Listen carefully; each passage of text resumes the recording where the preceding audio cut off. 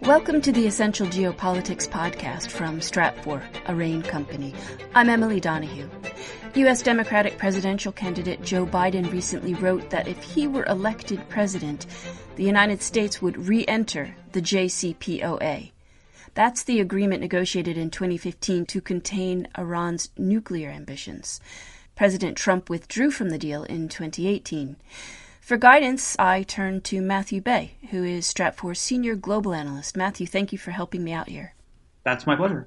First, can you tell me what Vice President Biden proposed to do with the Iran nuclear deal?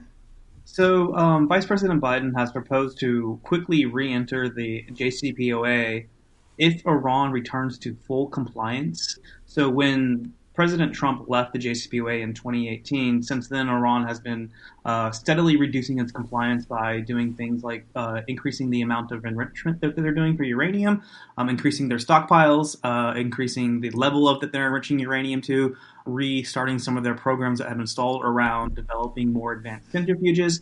A Biden administration would try to get Iran to stop all those activities in order to re-enter the JCPOA in exchange for the U.S. reintroducing suspensions on sanctions that it had been implementing that were removed by Trump in 2018. How simple would that be to re-enter the JCPOA and turn back the clock? Well, it would be very difficult for a couple of reasons. The first reason is that President Trump has not only reintroduced the sanctions that were suspended by the JCPOA, but has expanded them in several key different ways. For example, he sanctioned the IRGC by declaring it a foreign terrorist organization. It's a part of Iran's formal military. He has also designated a jurisdiction of primary money laundering concerns. Iran would want all of those things to be also reversed as a part of a new deal, which just means from a timeline perspective, it's really hard to really quickly re-enter the JCPOA.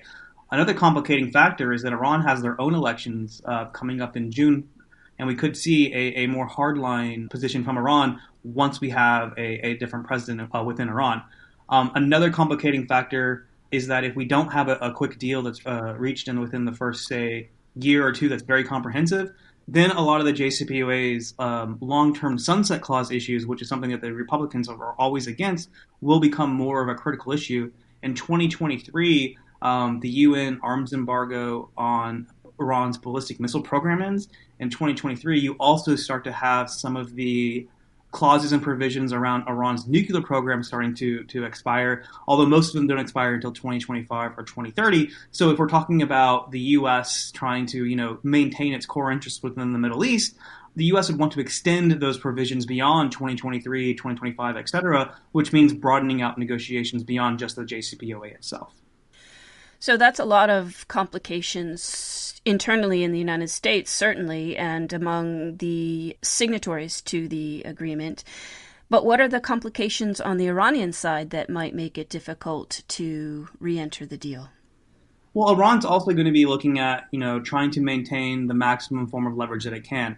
If we're starting to talk about widening the scope of negotiations, Iran's going to want to keep hold of its most important negotiating cards, i.e. its nuclear program, in order to, one, maintain that it can give up that card in order to get the maximum sanctions relief, and two, in order to narrow the scope of potential negotiations down the road, because the U.S. is likely to also see a strategy evolve to being including things like Iran's ballistic missile program, which was used in the attacks against Saudi Arabia a year ago.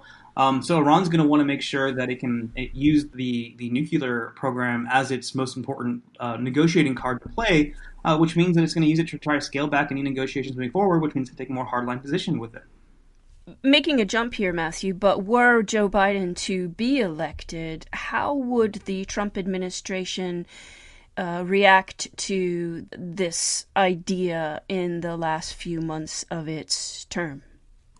So the Trump administration is very clear that it does not want the U.S. to have an easy path to negotiating with Iran under a Democrat president. A lot of the Republican strategy has been ensuring that whatever sanctions the Trump administration puts into place are very difficult to peel back. I already mentioned that with respect to the IRGC sanctions, with respect to the money laundering concerns.